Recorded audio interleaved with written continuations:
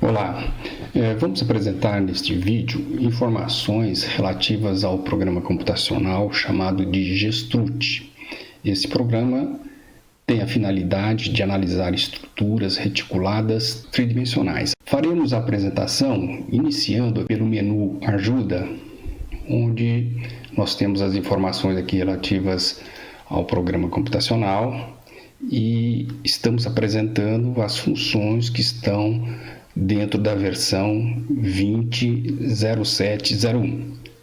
Isso aqui nós mantemos uma atualização constante em função das observações que são feitas durante o uso do programa. Qualquer informação ou qualquer comentário, sugiro que seja enviado aqui para o e-mail gestrut3d@gmail.com para que a gente possa então fazer o contato com o interessado. Ainda dentro do Ajuda, nós temos aqui um manual que é carregado automaticamente ao instalar o programa e também na instalação o arquivo referente a essa ajuda ele está disponível caso se queira ter um acesso fora do programa. Em relação às licenças, esse programa é um programa que é disponível para qualquer interessado com o uso exclusivo que seja de versão educacional, né? Não é voltado para fins comerciais.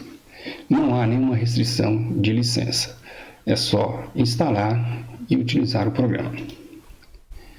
Dando continuidade aqui do final do menu para o começo, tem-se aqui essa opção de resultados, está indicado aqui como processar e ouvir resultados, que significa a situação após a introdução dos dados na fase em que se deseja avaliar a estrutura e colher os resultados para análise.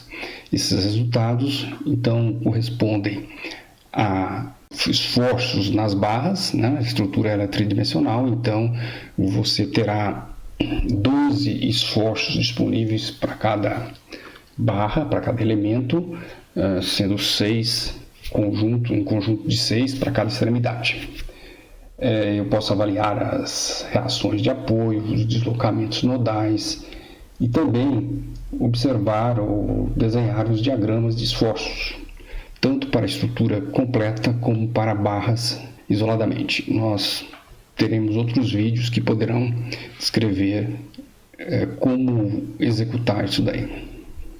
Para a visualização, tem-se aqui, olha, essa primeira opção que se refere à caixa de ferramentas de visualização de telas, que também fica sempre disponível a partir desse pequeno desenho. Olha. E quando eu faço isso, eu tenho aqui um conjunto de ferramentas, né, onde eu posso acessar estas telas isoladamente, porque o programa é formado por essa tela principal, outro conjunto de uma outra tela referente às coordenadas dos nós, a incidência de barras, as propriedades das barras, a tela de resultados, que a gente já viu aqui, né? Estaria aqui, ou então também pode ser acessado por essa opção aqui, por este ícone. As telas referentes ao diagrama da estrutura completa e os diagramas de barras isoladas.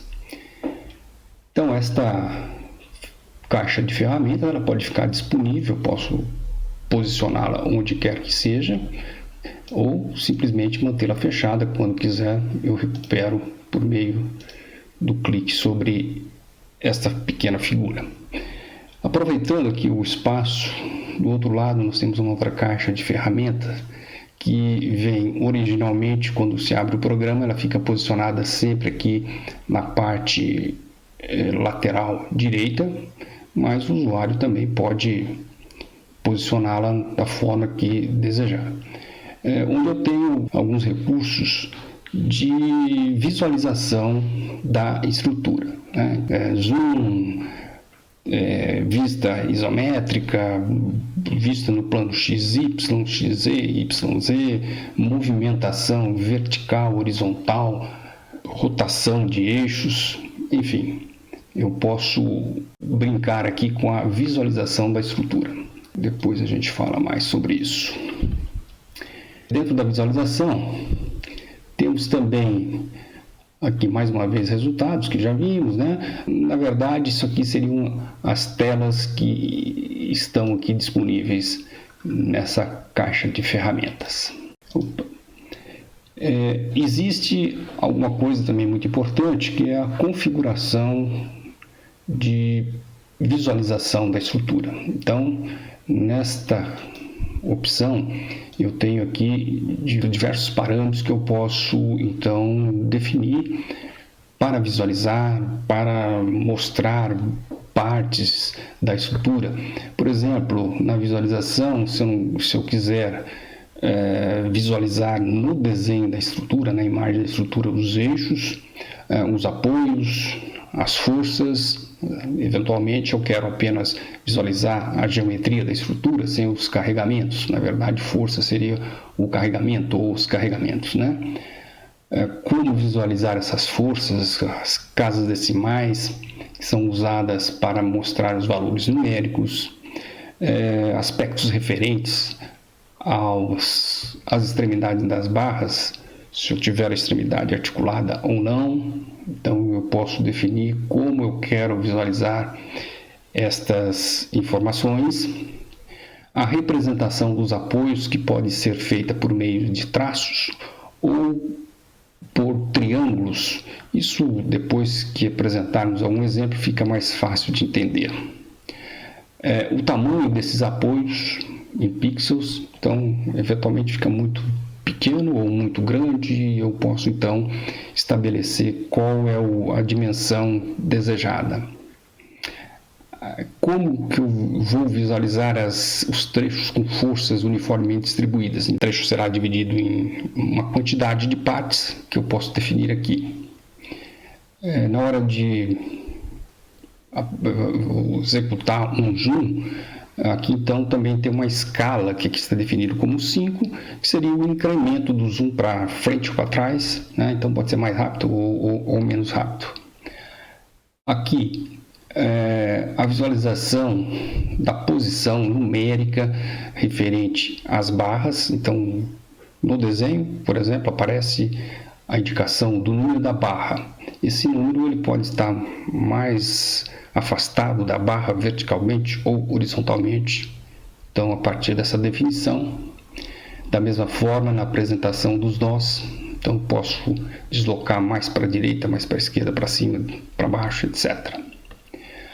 A visualização, se eu também não quero ou quero que sejam apresentados os números dos nós e das barras, né? Se eu quero só verificar nós, se eu quero só visualizar, aqui no caso é somente a numeração, as barras serão visualizadas, mas eu quero numerá-las ou não, né? Então eu tenho essas opções. Atualizar escala, isso é alguma coisa que a gente pode ver mais adiante. Aqui a espessura de linha, então na apresentação da estrutura, cada barra, cada elemento estrutural, ele é visualizado com 6 pixels de espessura, né? Então posso aumentar, diminuir. Isso daí também é algo que depende da situação. Às vezes é melhor ser mais destacado ou menos. Eu posso alterar isso daí. Outras informações ao longo do desenvolvimento do projeto. Aqui, se eu quiser verificar quais são os comprimentos das barras, todas as informações referentes às barras. Isso, num exemplo, fica mais fácil de ser entendido, né? Se eu quiser saber a distância entre nós, subestruturas, que aqui não trataremos, mas é possível que seja parte da estrutura tratado como uma subestrutura. Isso é interessante para algumas situações. Os carregamentos, existe aqui a opção de gerar peso próprio. No caso está desativado porque não temos nenhuma estrutura, mas eu posso, por meio do programa, calcular as solicitações provenientes de peso próprio. Depois trataremos isso daí. Gerar solicitações a partir de forças distribuídas sobre superfícies inclinadas, né? Isso aqui corresponde àquelas situações onde eu tenho a barra, o elemento e uma força uniformemente distribuída, que está distribuída na horizontal ou distribuída ao longo do comprimento, na direção Y, na direção X ou na direção Z, que no caso X e Z aqui podemos pensar que seriam duas direções horizontais, né? Eu posso gerar essas forças como concentradas ou como distribuídas. Aqui informo o nome do carregamento, o valor da força distribuída, que no caso é distribuída sobre barras, portanto é uma força por unidade de comprimento. Aqui eu indico o número das barras que vão receber esse carregamento. Neste campo onde eu indico o nome do carregamento, acho que é interessante falar que o programa ele então trata da seguinte forma a questão do carregamento. Eu vou atribuir um nome com até 3 caracteres alfabéticos, tipo ABC, pode ser de até 3, pode ser de 1 apenas. Então, esse carregamento ele vai ser atribuído a um conjunto de solicitações, né? Então, se eu tenho forças concentradas, forças distribuídas, distribuídas sobre barras, distribuídas sobre nós, não interessa qual a natureza desse carregamento, mas a essa solicitação eu atribuo um nome. Não vou atribuir a cada força um nome de carregamento.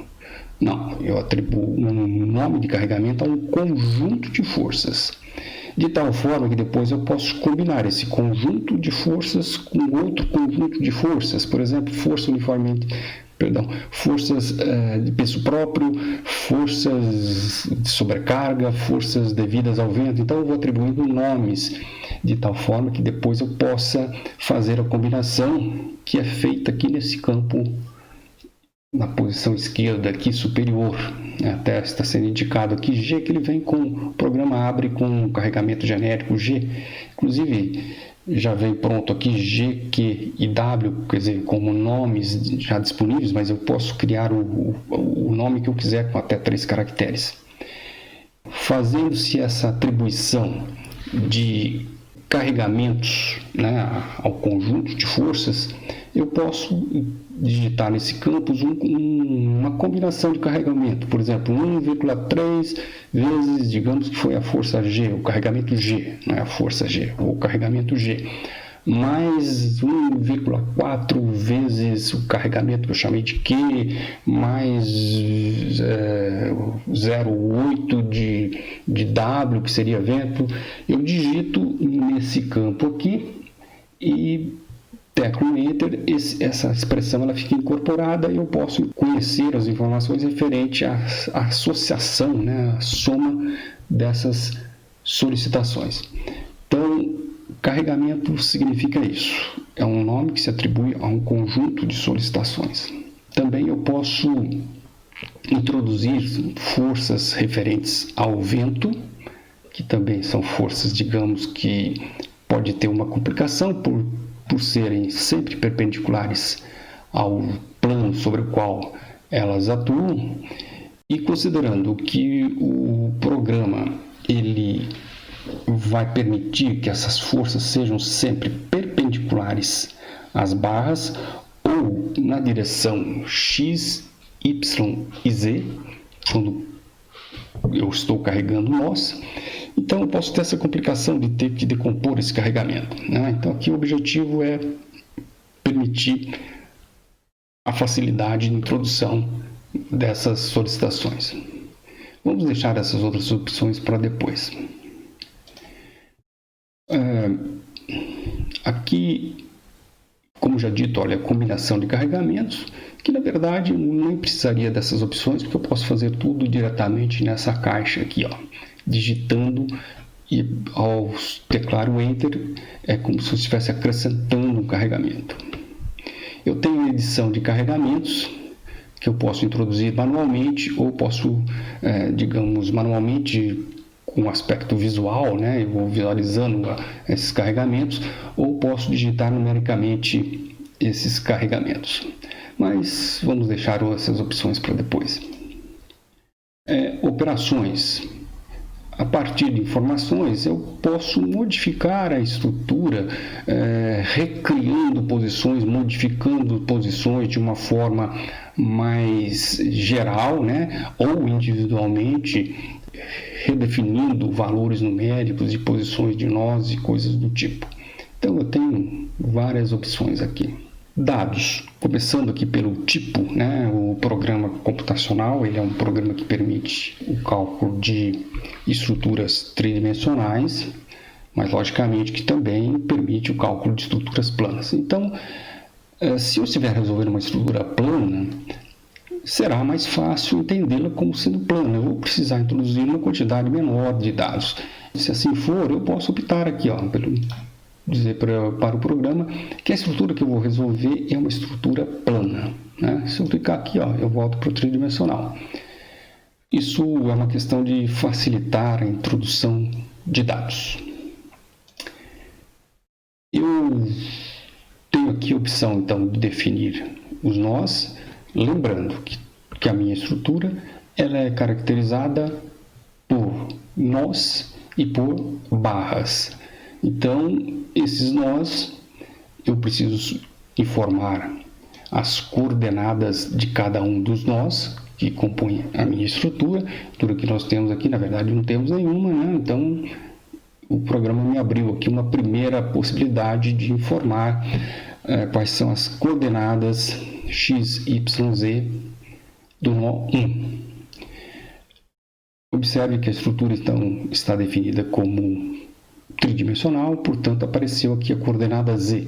Se eu modificar para plana, automaticamente já saiu essa informação, né? Uma coluna a menos de informações para serem introduzidas. Existe aqui na parte superior o que está indicado aqui como constante x, constante y, constante z, que na verdade é uma forma talvez de facilitar aí a introdução dos dados. Existem estruturas que têm alguma forma geométrica que são assim, que seguem uma determinada regra.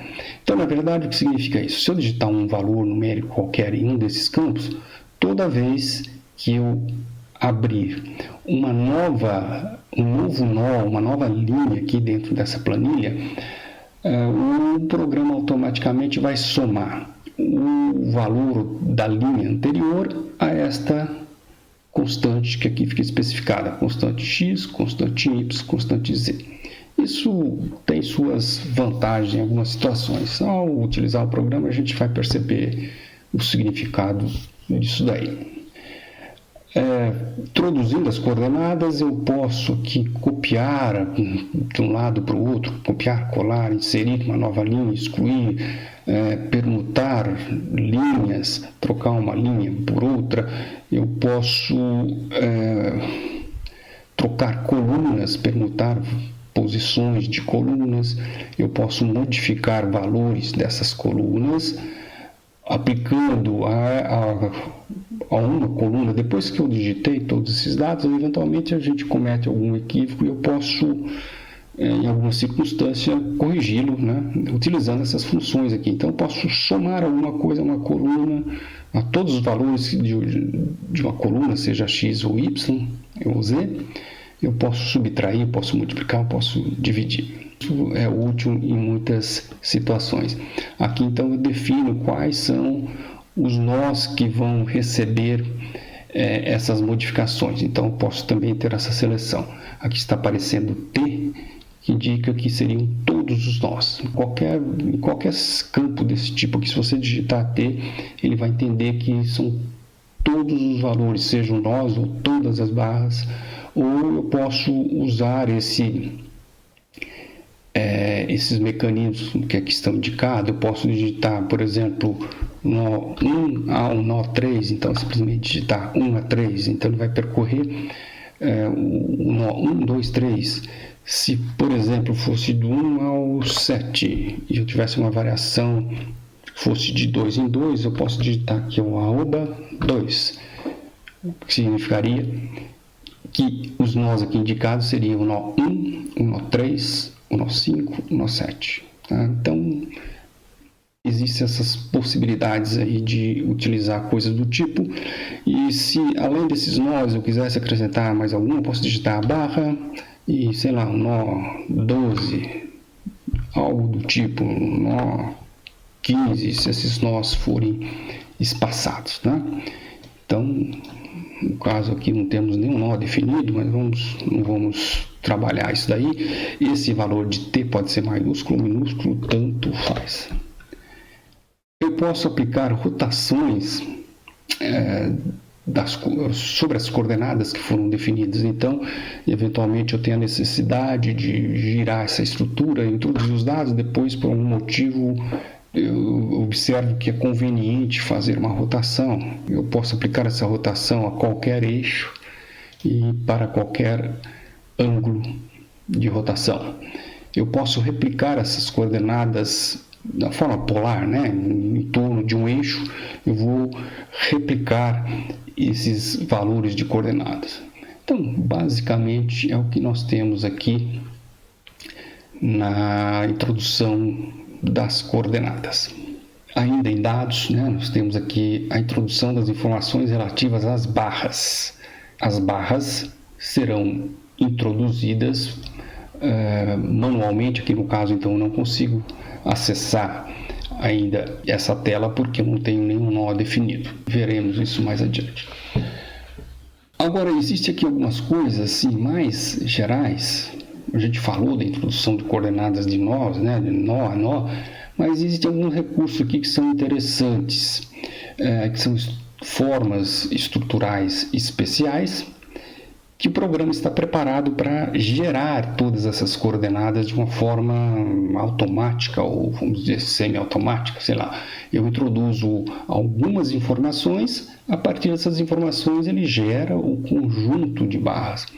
Por exemplo, aqui ó, existe a questão de geração de torres, de estruturas lamelares, de cúpulas, e aqui um conjunto de diversos tipos estruturais. Vamos começar por ele. Como eu estou aqui num ambiente que estava sugerindo que eu estava trabalhando num projeto, está dizendo se eu quero salvar as modificações. Na verdade não fizemos nada, né? Então vamos deixar quieto. Então nessa opção que definimos, eu entro nesta tela, onde aqui eu tenho diferentes tipos de estruturas, né? Sejam estruturas do tipo treliças, arcos de alma cheia, de seção cheia, grelhas, estruturas do tipo pórtico, plano, pórticos tridimensionais, viga vagão, vigas contínuas. Por exemplo, aqui nós estamos nessa opção, esse tipo de estrutura chamado de B. Veja que eu vou simplesmente indicar que tipo de treliça que ela é. Essa com as diagonais voltadas aqui para o nó inferior do centro, ou esse outro tipo aqui. A partir disso eu escolho, por exemplo, a sequência de distância entre montantes, né? Então, no caso aqui, no exemplo, tem duas distâncias aqui de 200 centímetros, e aqui então eu posso usar essa forma aqui, né? 2 vezes 200 significa que eu tenho 200, que seria equivalente a digitar 200/200, né? O ângulo de inclinação, o comprimento dos pilares. Só para a gente visualizar rapidamente, vou aplicar aqui, ó. Eu gerei esse tipo de estrutura, né, com aquelas informações, rapidamente já saiu aqui. E por que gerou só a metade? Porque aqui, ó, gerar metade da estrutura com os dados. Ou, se eu pegar essa opção aqui, ó, metade dos dados para gerar toda a estrutura, aqui então foi gerada a estrutura completa. Enfim, são várias opções. E outra coisa, a cada barra da estrutura eu vou atribuir uma seção transversal. Por exemplo, que eu tenho já algumas pré-definições. Estas seções transversais, elas estão num banco de dados que a gente vai depois falar especificamente. Esse banco de dados pode ser acessado por essa opção que aparece aqui em diversos locais do programa. Eu defino também os modos de elasticidade e, enfim, eu tenho várias opções aqui para poder calcular estruturas de uma forma bem facilitada. Então é isso. Olha aí, eu gerei aquela estrutura. Observe que, olha, automaticamente ele mudou aqui para a estrutura plana, porque estou entendendo que aquela estrutura seja plana. Tá? Também foram já, o programa automaticamente produziu aqui apoios, que no caso que isso aqui é um engaste, depois a gente trata melhor dessa questão de como verificar essa representação de vínculos. Aquilo que nós já mostramos lá no começo, deixa eu fechar aqui, sobre a espessura das linhas, aqui está com uma espessura de 6, vamos reduzir para 3, então, ou para 2, ou para 1, isso então depende da necessidade, do tipo de estrutura, então eu posso fazer as minhas opções, estabelecer aí a minha forma de visualizar. Aquilo que falamos lá no começo sobre o posicionamento aqui dos valores numéricos. Aqui, por exemplo, parece que esse valor que está indicando a barra está um pouquinho afastado, né? Então nós podemos simplesmente aproximar. Olha, deslocamento do nó da barra. Veja que eu coloquei valores e eu aproximei da barra. A mesma coisa eu faço para nós, seja na horizontal, seja na vertical, enfim, eu brinco com isso aí da forma que eu achar conveniente. Então aqui temos a estrutura, eu posso dar o zoom, rolando aqui o mouse, eu posso deslocar a estrutura horizontalmente e verticalmente, simplesmente clicando o mouse e arrastando para cima, para baixo, da forma que eu achar conveniente. Eu posso, se por exemplo eu dei um zoom aqui e ela ficou pequena, ficou esquisita, sei lá o que, eu sempre posso recuperar toda a estrutura usando esta opção aqui, ó, redesenhar, e volta a desenhar toda a estrutura dentro desse campo de visualização. Se eu quiser verificar um zoom específico de um ponto, então eu clico o botão Shift, arrasto o mouse e eu tenho a visualização daquela localização, né? Eu posso voltar rolando o mouse, que seria chato. Então, se eu quiser voltar para a visualização da estrutura completa, venho aqui nessa opção, que também aparece aqui, ó. Eu faço a visualização de toda a estrutura. Eu tenho aqui as opções de trabalhar com aquele banco de dados que a gente já comentou. Acredito que precisaria de um vídeo só para falar sobre isso. Se eu quiser modificar a fonte desses valores aqui que estão indicados, número de nós, número de base, eu também posso alterar isso daí. Fechar barra de progressão, que seria esta barra aqui, ó. Isso também com o botão direito do mouse, eu posso também fazer isso. Ela vai desaparecer, mas aparece uma informação dizendo que a qualquer momento eu posso recuperá-la a partir do menu editar, né? Então, desapareceu. Se eu quero que ela retorne, eu venho aqui, ó, editar, mostrar, ela retorna à posição. E outras coisas também que são interessantes é que a partir dessa estrutura eu posso enviá-la ou gerar um arquivo do tipo DXF, né, que é aquele arquivo que é aceito pelo AutoCAD. Então essa geometria ela pode ser transportada lá para o AutoCAD. Eu posso, embora a estrutura seja do tipo reticulada, eu posso gerar um código que vai ser lido pelo programa computacional ANSYS. todas essas informações são transformadas naquele arquivo PDL que o ANSYS consegue ler, interpretar esses dados. Se eu quero que toda vez que o programa abra, ele carregue o último projeto que foi trabalhado, então eu deixo esta opção aqui, marcada. E nesta opção eu tenho aqui a lista de todos os últimos 10 arquivos, projetos que foram trabalhados, né? Então eu posso recuperá-lo a qualquer momento, tá? Existem algumas opções aqui, de anotações do usuário. Então o usuário pode fazer alguma anotação e tipo gerar um texto, né? E deixar registrado algum texto relativo àquele projeto que está sendo desenvolvido, alguma particularidade. Eu posso carregar uma imagem, eventualmente eu quero visualizar alguma coisa, então eu tenho essa opção de carregar uma imagem, né? Então se eu posso copiar, colar. Então, dada uma imagem que já foi carregada, não sei se eu tenho alguma coisa carregada, deixa eu ver. Deu certo aqui, Então, por exemplo, eu tinha essa imagem que eu copiei de um outro programa qualquer. Então, se eu quiser deixá-la aqui para visualizar, por exemplo, estou desenvolvendo aqui o projeto, eu quero ver informações relativas à estrutura que eu estou trabalhando, tem essa opção, tá?